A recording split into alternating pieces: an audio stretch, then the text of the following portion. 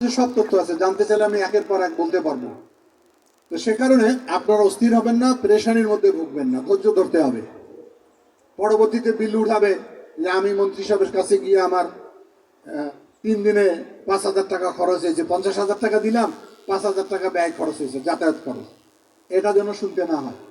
আমরা যে বরাদ্দ দিব সেই বরাদ্দ প্রশাসন নিষ্কণ্ঠকভাবে দুর্নীতিমুক্তভাবে আপনাদের কাছে পাঠাতে হবে। সেই ব্যাপারে যদি কেউ এটার সঙ্গে জড়িত থাকে আপনারা আমার নোটিশে আনবেন, তাকে আমরা এই জেলা রাখবো না। অর্থাৎ আপনি সৎ হবেন, প্রশাসন সৎ হবে, রাজনৈতিক নেতা সৎ হবে, তাহলে সমাজ ঠিক হবে। একটা পক্ষ ভালো হইলে তো হবে না। এখন আপনি যখন হয়রানিতে পড়ে যান তখন তো বাধ্য হন আপনারা এই সমস্ত অন্যায়ের সঙ্গে যুক্ত হইতে। আর রাজনৈতিক নেতারা যখন এটার সঙ্গে বেশি নেতৃত্ব দেয়, তারা যখন সৎ থাকে না, তখন সমস্ত প্রশাসন জনগণ একাকার হয়ে যায়। কারণ কর্তার ইচ্ছায় কর্ম। ব্যক্তিকে ভালো হওয়ার আগে সরকারকে ভালো হতে হবে। নিশ্চয়ই আমাদের মাননীয় প্রধানমন্ত্রীর বক্তব্য শুনছেন, তার চালচলন দেখছেন, তার অ্যাডমিনিস্ট্রেশন খেয়াল করতেছেন। এই মেসেজটা নিশ্চয়ই জনগণ পেয়ে গেছে। আমাদের প্রতি সপ্তাহে ক্যাবিনেট মিটিং হয়, অনেক আলোচনা হয় সেখানে। সেই আলোচনাগুলো একটি মানবিক হয়রানিমূলক যে রাষ্ট্র ছিল, আইনের শাসন ছিল না, একটা গণতান্ত্রিক রাষ্ট্র করার দৃঢ় অঙ্গীকার ওনার আছে। আমার বিশ্বাস উনি পারবেন এবং ওনার পারার ইতিমধ্যে কিছু নির্দেশন উনি রেখেছেন জনগণের সামনে।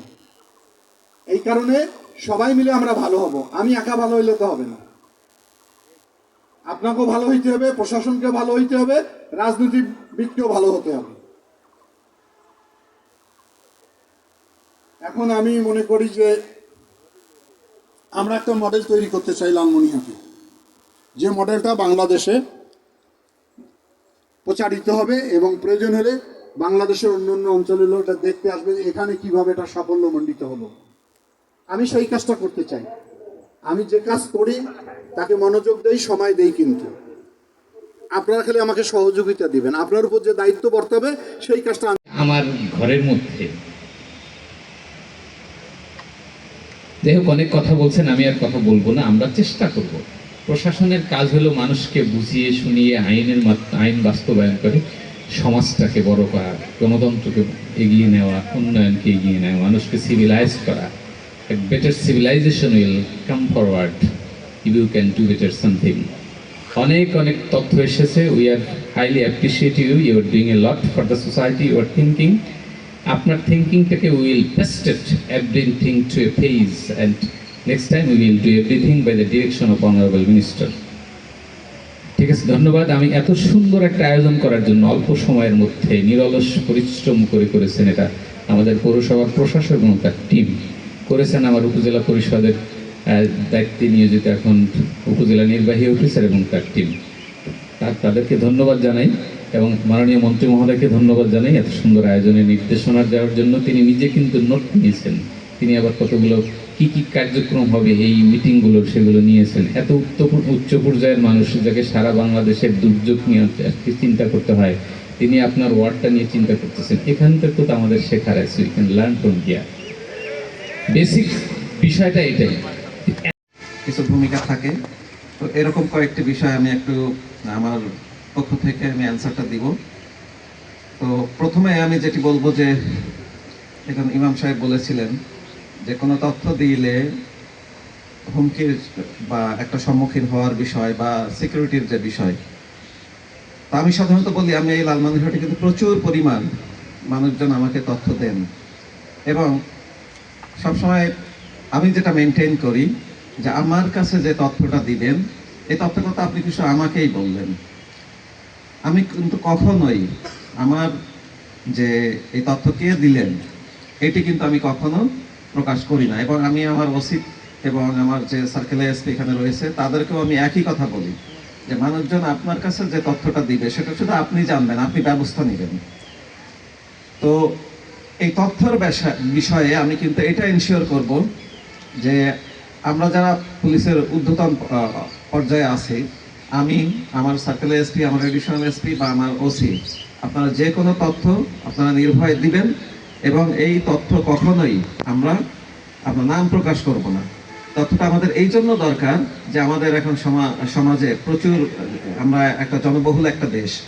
একটা সময় ছিল যে আমাদের পুলিশিং, শুধু পুলিশেই অনেক কিছু করতে পারত, কিন্তু এখন যে এই যে সামাজিক আন্দোলন, আমরা আপনাদের সহযোগিতা নিয়ে কাজ করতে চাচ্ছি। এর কারণ হলো একটা, যে একটা স্ট্যান্ডার্ড পুলিশিং এর জন্য কিন্তু দেখা গেছে গবেষণা করে যে 1:250 এরকম, অর্থাৎ প্রতি 200 থেকে 250 জন মানুষের জন্য একজন পুলিশ উন্নত দেশে কিন্তু থাকে। কিন্তু আমাদের যেখানে রয়েছে যে আমরা প্রায় 1400 জন মানুষের জন্য একজন পুলিশ। এই জনবহুল হওয়ার কারণে কিন্তু আমাদের এখন সামাজিক, অর্থাৎ আপনাদের থেকে আমাদের তথ্য নেওয়া লাগে, আপনাদের সহযোগিতা লাগে। তো এই ক্ষেত্রে এই তথ্যগুলো নেওয়ার ক্ষেত্রে অবশ্যই এই বিষয়টা থাকবে, গোপনীয়তার বিষয়। আর যদি আপনি কখনো কোনো বিষয়ে হুমকি মনে করেন, এই সভার সম্মানিত সভাপতি, মাননীয় জেলা প্রশাসক, অভিজ্ঞ জেলা ম্যাজিস্ট্রেট জনাব এইচ.এম. হায়দার স্যার, মঞ্চে উপবিষ্ট লালমনিরহাট জেলা সুযোগ্য পুলিশ সুপার জনাব আসাদুজ্জামান খান মহোদয়, অন্যান্য অতিথিবৃন্দ, প্রিন্ট ইলেকট্রনিক মিডিয়ার সাংবাদিকবৃন্দ, আসসালামু আলাইকুম। আসলে আলোকিত লালমনিরহাট এটি একটি দর্শন। আমি স্যারের সাথে প্রথম যখন বলেন, মাত্র 3 দিনের নোটিশে আমরা এই প্রোগ্রামটা করতে পেরেছি। স্যারকে ধন্যবাদ। স্যার যেভাবে চেয়েছিলেন আমরা চেষ্টা করেছি, আমি আর আমাদের সদরীয় মহোদয়, সেভাবে আয়োজন করার জন্য।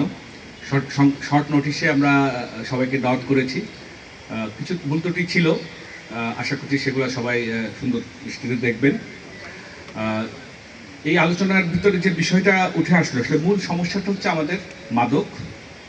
এখন যে হাল আমলে যেটি অনলাইন ক্যাসিনো বা জুয়া, আগে আমরা স্কুল লাইফে বা কলেজ লাইফে দেখেছি মানুষ ফ্রি কার্ডস খেলতো পয়সা দিয়ে, বা অন্যান্য জুয়া খেলতো। এখন সেই খেলাগুলো এখন অনলাইন ভার্সনে এসেছে, এবং সেটির সাথে একেবারে আমাদের ইয়াং জেনারেশন, যেহেতু আমাদের এখন উন্মুক্ত আকাশ, ইন্টারনেট সহজলভ্য হয়ে গেছে, মোবাইল সহজলভ্য, এই বিষয়গুলো এখন আমাদের খুব দ্রুতই চলে আসছে। অনলাইনে টাকাগুলোও খুব ইজিলি রিফিল করা যায়। তো আমি যারা সম্মানিত অতিথিবৃন্দ আছে, মাননীয় প্রধান অতিথি আছেন, এই বিষয়গুলো দেখতে নজর দেওয়া দরকার। একটু কঠোর না হলে আমাদের যে এই লালমনিরহাটের যে ভবিষ্যৎ নাগরিক, তারা লালমনিরহাটের পৌরসভা বা উপজেলা বা ইউনিয়নের সুনাগরিক হবে, তথা বাংলাদেশের সুনাগরিক তথা বিশ্বের সুনাগরিক হিসাবে গড়ে উঠবে। আমি প্রত্যাশা করি স্যারের এই আলোকিত লালমনিরহাট গঠনের যে উদ্দেশ্য, সেটি সফল হোক। এটি সফলতা কামনা করে আমার বক্তব্য এখানে শেষ করছি। আসসালাম। আমি আমার জায়গা থেকে বলতে চাই, শুধু শিক্ষা প্রতিষ্ঠানে না, সকল অফিস আদালত সবখানে বৃক্ষরোপণ, সুন্দর একটি বাগান উপহার দিতে হবে। রাস্তার 2 ধারে বাগান করলে লালমনিরহাটের পরিবেশ যদি সুন্দর করতে পারি। আপনাদের সঙ্গে সন্ধ্যার পরে বৈঠক আছে আমার। জি স্যার, আর একটা বিষয় বলতে চাই, কোচিংটা যদি বিনীত সহকারে বলতে চাই, কোচিং বাণিজ্যটা বন্ধ করতে পারলে আমাদের আলোচনার বিষয়, এটা শুধু মাদক জুয়া এগুলোর উপর। লক্ষ্যে যে আজকের মত বিনিময় সভা হচ্ছে আলোকিত লালমনিরহাটের যে সমাজসেবা অধিদপ্তর থেকে 2004 সালের 29শে আগস্টে যে নিবন্ধন পেয়ে লালমনিরহাট অঞ্চলের কাজ করে আসছে সামাজিক কাজগুলো, আমাদের যেটি প্রস্তাব সেটি হচ্ছে যে এই আলোকিত লালমনিরহাটের যে সামাজিক অপরাধের যে চিহ্নিত কোডগুলো যা আছে সেগুলো প্রতিটি বিদ্যালয়ে পৌঁছে দেওয়া যায় কিনা, সেটি হচ্ছে ক্লাস রুটিন করে, আপনার মাধ্যমে একটি ক্লাস রুটিন করে ক্লাস রুটিনের পিছনে এই অপরাধগুলো দিয়ে প্রতিটি স্টুডেন্টের কাছে এটি বিলি করা যায় কিনা, এটি হলো প্রস্তাব। আরেকটি যে আমরা জানি যে 25 কিলোমিটার পর পর অপরাধের ধরন আলাদা। আমাদের যেহেতু তিস্তা আছে, বিভিন্ন নদী আছে, এই চর অঞ্চলের আলাদা অপরাধ চিহ্নিত করে এটি অন্তর্ভুক্ত করা যায় কিনা।